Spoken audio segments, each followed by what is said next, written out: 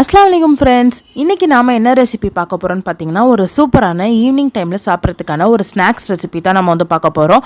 Tea கடையில் இருக்கிற மசால் வடை recipe தான். இந்த ரெசிபி எப்படி சிம்பிள் அண்ட் ஈஸியாக அதே டேஸ்ட்லேயே நம்ம வந்து செய்கிறதுங்கிறத பார்க்க போகிறோம். வீடியோ ஸ்கிப் பண்ணாமல் ஃபுல்லாக வந்து பாருங்கள். கடலைப்பருப்பு வந்து 1 கப் அளவுக்கு கடலைப்பருப்பு வந்து நான் எடுத்திருக்கேன். அது கூட சேர்த்து துவரம் பருப்பு பார்த்தீங்க அப்படின்னா அதே கப்பில் 1/2 கப் அளவுக்கு துவரம் பருப்பு. அடுத்து உளுந்து பார்த்தீங்க அப்படின்னா அதுவும் வந்து அதே கப்பில் 1/4 கப் அளவுக்கு தான் நான் வந்து எடுத்திருக்கேன். இப்போ இதெல்லாமே நம்ம நல்லா வந்து ஊற வைக்கணும். இப்போ வந்து தண்ணி வந்து ஆட் பண்ணிக்கலாம். எந்த அளவுக்குனா பருப்பு நல்லா ஃபுல்லாக மூழ்கிடணும், அந்த அளவுக்கு நீங்கள் வந்து தண்ணி வந்து ஆட் பண்ணுங்கள்.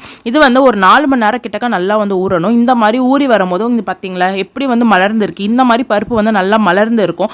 அப்போ தான் உங்களுக்கு வந்துட்டு அந்த அரைக்கும் போது எல்லாமே கன்சிஸ்டன்சி எல்லாமே கரெக்டாக இருக்கும். இப்போ வெங்காயம் வந்து 2 வெங்காயம் நான் வந்து எடுத்திருக்கேன். இஞ்சி 2 டேபிள் ஸ்பூன், பூண்டு வந்துட்டு 8 பூண்டு பற்கள் தட்டி வந்து எடுத்திருக்கேன். அது கூட சேர்த்து வரமிளகாய் வந்து 3 வரமிளகாய், கருவேப்பிலை பார்த்திங்க அப்படின்னா 2 கொத்து, சோம்பு வந்துட்டு 1 டேபிள் ஸ்பூன். அடுத்து மல்லியில் பார்த்திங்கன்னா கொஞ்சமாக சிறிதளவு எடுத்திருக்கேன். அந்த பருப்பில் வந்து கொஞ்சம் பருப்பு வந்து எடுத்து தனியாக வச்சுட்டேன். எதுக்குன்னா நம்ம மேலே வந்து அங்கே பருப்பு வந்து தெரியணும்ல, அதுக்காக தான் எடுத்து வச்சுருக்குது. இப்போ ஒரு மிக்ஸி ஜார் எடுத்துகிட்டு அதில் வந்து நம்ம எடுத்து வச்சுருக்க பருப்பு எல்லாத்தையுமே நம்ம வந்து ஆட் பண்ணிடலாம்.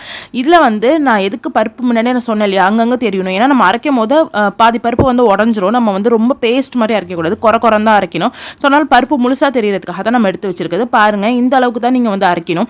இதை விட அதிகமாகவோ இல்லை இதை விட கம்மியாகவோ நீங்கள் அரைச்சிங்கன்னா உங்களுக்கு வந்து பதம் வந்து கரெக்டாக இருக்காது. ஸோ அதனால் இந்த அளவுக்கு நீங்கள் வந்து அரைச்சிக்கோங்க.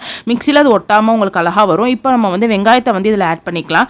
இப்போ அது கூட சேர்த்து பூண்டு பற்களையும் சேர்த்து நம்ம வந்து ஆட் பண்ணிக்கலாம். அடுத்து பார்த்திங்க அப்படின்னா நம்ம எடுத்து வச்சுருக்க சோம்பை வந்து இது கூட சேர்த்து நம்ம வந்து ஆட் பண்ணிக்கலாம். இப்போ நம்ம வந்து இஞ்சி வந்து இந்த மாதிரி குட்டி குட்டியாக கட் பண்ணி ஆட் பண்ணிக்கோங்க. முழுசாக போட்டிங்கன்னா நல்லா இருக்காது.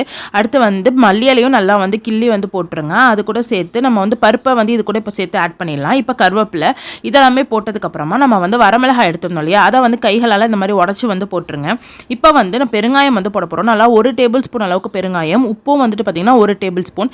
இதை நல்லா கைகளால் நல்லா வந்து மிக்ஸ் பண்ணிக்கோங்க. நீங்கள் வந்து தண்ணியெலாம் எதுவுமே ஊற்ற நீங்கள் ஜஸ்ட் மிக்ஸ் பண்ணாலே உங்களுக்கு வந்து கன்சிஸ்டன்சி கரெக்டாக வந்து இருக்கும். தண்ணி ஊற்றிங்கன்னா கன்சிஸ்டன்சி கண்டிப்பாக நல்லா வராது.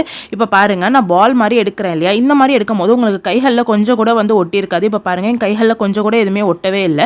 பால் மாதிரி கரெக்டாக பர்ஃபெக்டாக வந்துருச்சு. நான் சொன்ன அளவுகள் படி நீங்கள் செஞ்சீங்க அப்படின்னா கரெக்டாக உங்களுக்கு 30 வடை கிட்டக்க வரும். அதாவது நீங்கள் எடுக்கிற அளவுகளை பொறுத்து நீங்கள் பெரிய உருண்டையாக எடுத்திங்கன்னா உங்களுக்கு கொஞ்சம் கம்மியாக இருக்கும். கொஞ்சம் நான் எடுத்துக்க அளவில் எடுத்திங்கன்னா கரெக்டாக 30 அளவுக்கு வரும். இப்போ நம்ம வந்து ஒரு சட்டியில் வந்து எண்ணெய் ஊற்றிக்கலாம். நான் ரீஃபைண்ட் ஆயில் தான் யூஸ் பண்ணியிருக்கேன். நீங்கள் எது வேணாலும் யூஸ் பண்ணிக்கலாம். எண்ணெய் நல்லா சூடாகணும்.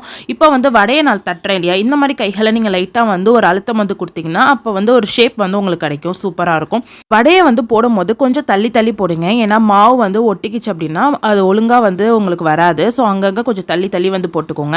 இப்போ 2 பக்கமுமே நல்லா வந்து வடை வந்து பொரிஞ்சு வரணும். வடை வெந்துருச்சுன்னா ஆட்டோமேட்டிக்காக அது மேலே வந்துடும். இப்போ பாருங்கள், நான் வந்து திருப்புறேன் இல்லையா, இப்போ வடை வந்து கீழே தான் இருந்துச்சு நான் போடும்போது. இப்போ நல்லா வெந்ததுனால மேலே வந்துருச்சு.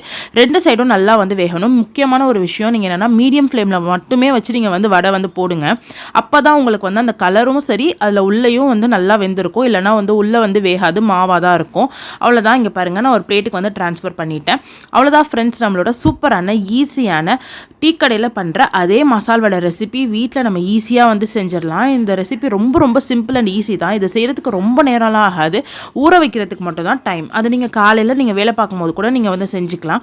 அது வந்து ரொம்பவே ஈஸியாக நம்ம வந்து செஞ்சு முடிச்சிடலாம் இந்த ரெசிபியை. ஸோ அதனால் கண்டிப்பாக நீங்கள் ட்ரை பண்ணி பாருங்கள். உங்களுக்கு ரொம்பவே பிடிக்கும்னு நினைக்கிறேன். நான் சொன்ன அளவுகள் படி செஞ்சிங்கன்னா நான் சொன்ன மாதிரி உங்களுக்கு கரெக்டாக 30 வடை கிட்டக்க வரும்.